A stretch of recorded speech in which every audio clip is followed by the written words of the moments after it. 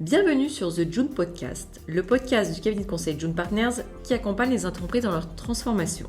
Je suis Camille et aux côtés des collaborateurs, nous vous proposons des épisodes autour de la finance d'entreprise, des sujets opérationnels ou encore industriels.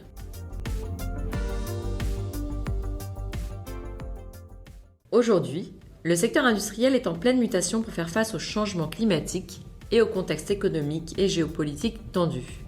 Guerre en Ukraine, tensions sur le marché des matières premières, difficultés d'approvisionnement ou encore difficultés de recrutement. L'industrie 4.0 est devenue un des leviers de performance durable. On compte près de 88% des industriels français qui ont lancé des projets Industrie 4.0 en 2021, soit 2% de plus qu'en 2020. Quels sont finalement les défis à relever par les industriels ? Comment tendre vers une performance durable avec l'Industrie 4.0 ? Aujourd'hui, Jean-Baptiste Dienne, senior chez June Partners, va répondre à nos questions sur le sujet, et notamment analyser les enjeux entourant l'Industrie 4.0, les différents bénéfices pour ces entreprises et globalement pour la société. Bonjour Jean-Baptiste. Bonjour Camille, merci beaucoup. Plusieurs approches de l'industrie 4.0 existent, ce qui peut rendre sa compréhension complexe et sa définition confuse. Qu'est-ce que l'industrie 4.0 concrètement ? Quel rôle joue l'industrie 4.0 dans la transition énergétique et plus globalement dans la transformation de la société pour aller vers plus de sobriété, Jean-Baptiste ? Quand on parle de l'industrie 4.0, nous avons en tête une première définition qui est la quatrième révolution industrielle avec l'avènement de l'intelligence artificielle. Il y a eu trois premières révolutions industrielles, notamment l'avènement de la machine à vapeur, la production de masse et l'automatisation. Quand on parle en fait du rôle de l'industrie 4.0, aujourd'hui l'industrie 4.0 nous offre une pléthore de solutions, surtout aux industriels, pour connaître un peu plus leur impact au niveau de l'environnement, connaître leur process un peu mieux, maîtriser leurs données et surtout proposer un service ou des produits beaucoup plus adaptés. Mais alors finalement aujourd'hui, pourquoi on parle autant d'industrie 4.0 ? Évidemment, c'est dire que ce concept a été théorisé et rendu un peu plus populaire par l'Allemagne il y a quelques années de cela. Aujourd'hui, c'est un sujet en vogue, c'est un sujet qui fait parler, chacun y va avec sa propre définition. Mais également, en fait, aujourd'hui, ce qu'il faut se dire, c'est l'avènement d'Internet. Donc, il y a plus en plus d'utilisateurs qui ont un smartphone, quasiment tous dans les pays très développés. Donc, les préférences des consommateurs et les habitudes ont changé depuis la pandémie aussi du Covid-19. Donc, les outils digitaux ont modifié la manière de vivre en société. Aujourd'hui, ce qu'il faut se dire, c'est que la réputation d'une entreprise ne tient pas uniquement à la qualité des services qu'elle propose ou à la qualité de ses produits ou leur utilité. Aujourd'hui, il y a tout un certain nombre de facteurs qui font que tout un chacun a une voix et cette voix peut être entendue. Avant, cette voix n'était pas entendue parce qu'il fallait faire un sondage, il fallait aller rencontrer une frange de la population. Aujourd'hui, il me faut un smartphone, Twitter et lancer mon avis, parler d'une entreprise, de l'expérience que j'ai vécue. Donc, les entreprises aussi doivent prendre en compte ces nouvelles données-là pour pouvoir justement adapter leurs services et leur manière de vivre dans la société. Alors tout à l'heure, tu parlais des outils justement 4.0, lesquels peuvent être utilisés à bon escient pour la performance durable de l'entreprise. Et au sujet des outils encore, où en sont les industriels finalement ? Quelle est la maturité en matière d'utilisation des outils ? Quand on parle d'outils 4.0, aujourd'hui, il y en a une pléthore. Donc honnêtement, il y en a une pléthore sur toutes les formes possibles, tout type d'utilisation possible. Donc, c'est pas facile forcément d'y s'y retrouver. Donc, pour pouvoir utiliser ces outils 4.0 à bon escient, il faut déjà que l'entreprise se construise une stratégie globale. Donc, de se dire, OK, on définit un projet dans lequel on va intégrer des outils 4.0, donc en définissant des leviers, des secteurs, donc étape par étape du process et au-delà du process, C'est-à-dire, donc sur les métiers de la supply chain, j'ai besoin de répondre à tel ou tel enjeu. En ce moment-là, on va se poser la question de quels sont les outils sur le marché qui peuvent répondre à ces enjeux-là et résoudre les problématiques identifiées. Donc il y a une phase de diagnostic qui est essentielle pour les entreprises pour se positionner, la construction d'une feuille de route et ainsi pouvoir les déployer. Donc quand on parle toujours des outils, donc, l'objectif premier pour beaucoup d'industriels, c'est accroître la productivité, donc en optimisant, en surfant aussi sur tous les acquis des 3 premières révolutions industrielles comme cité précédemment, et surtout l'utilisation des données en temps réel.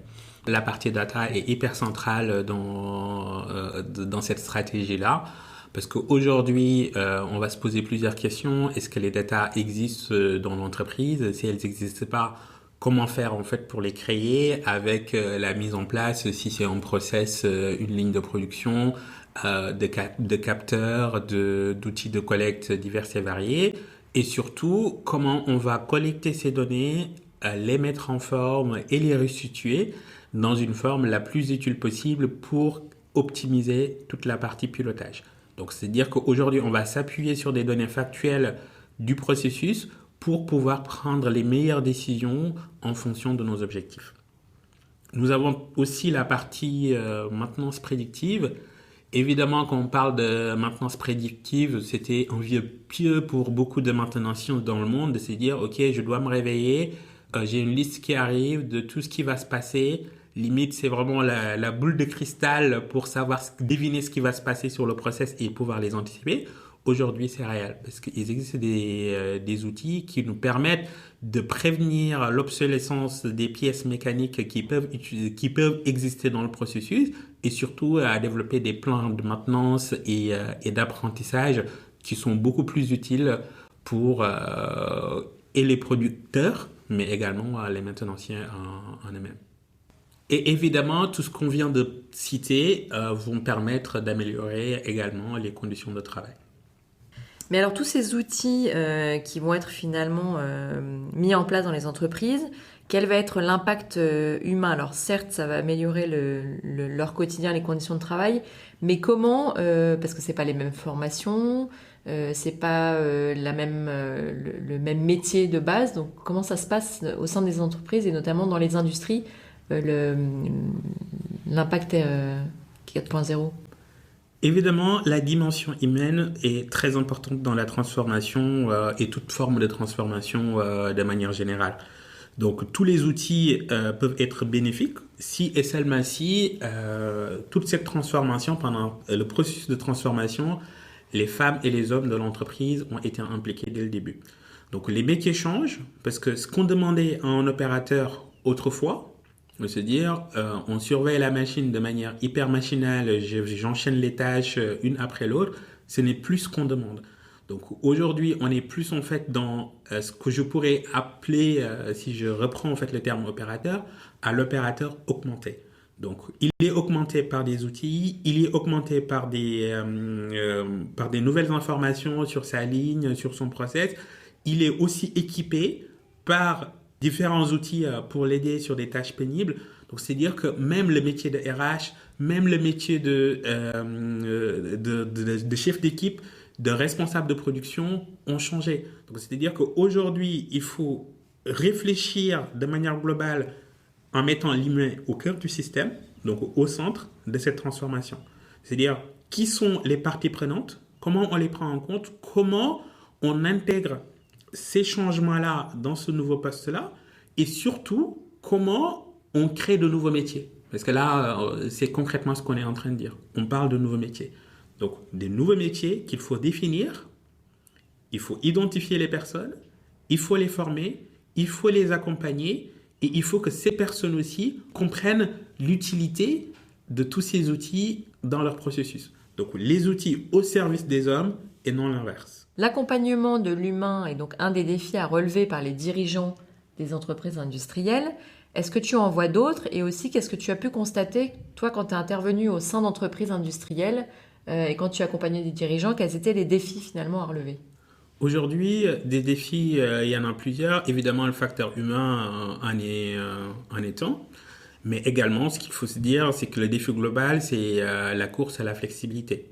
Donc, c'est-à-dire que comment rendre nos organisations plus flexibles possible, comment on peut répondre de manière rapide, efficace et centrée sur le client, et comment, en fait, en permanence, on garde en tête cet objectif client orienté vers le client.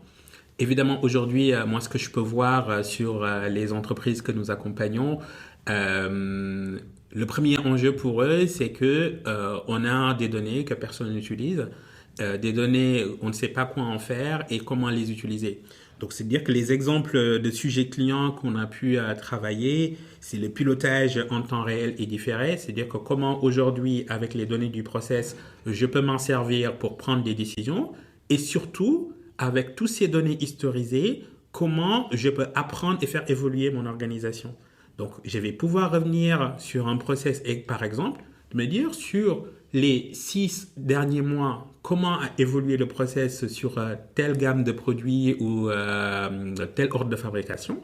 Donc, en fonction de ça, je vais pouvoir faire des analyses concrètes basées sur des données pour adapter mon processus. On va parler aussi de l'utilisation des données en fait pour tous les sujets environnementaux. C'est-à-dire que pour pouvoir mieux servir d'exemple tout simplement, puisque je pense qu'il y en a beaucoup d'industriels qui se posent cette question-là parce qu'ils sont épiés du regard, ils sont traqués par les organismes par rapport à leur impact. C'est-à-dire comment je peux me servir des données pour piloter toute la partie énergétique de mon entreprise. Comment je peux me servir des données pour utiliser le moins de matière possible, donc réduire les pertes matières, qui, de toute évidence, à tout industriel, c'est un sujet qui est là depuis la nuit des temps, donc qui est un combat, on essaie d'optimiser. Mais sauf que si on utilise moins de matière, on sollicite moins le process, on utilise moins d'énergie, on sollicite moins le processus de transformation, de récupération des déchets. Et c'est toute la chaîne en fait de valeur qui est impactée. Donc ce sont des sujets qui peuvent parler aux industriels de leur dire « Ok, il faut réduire la perte matière.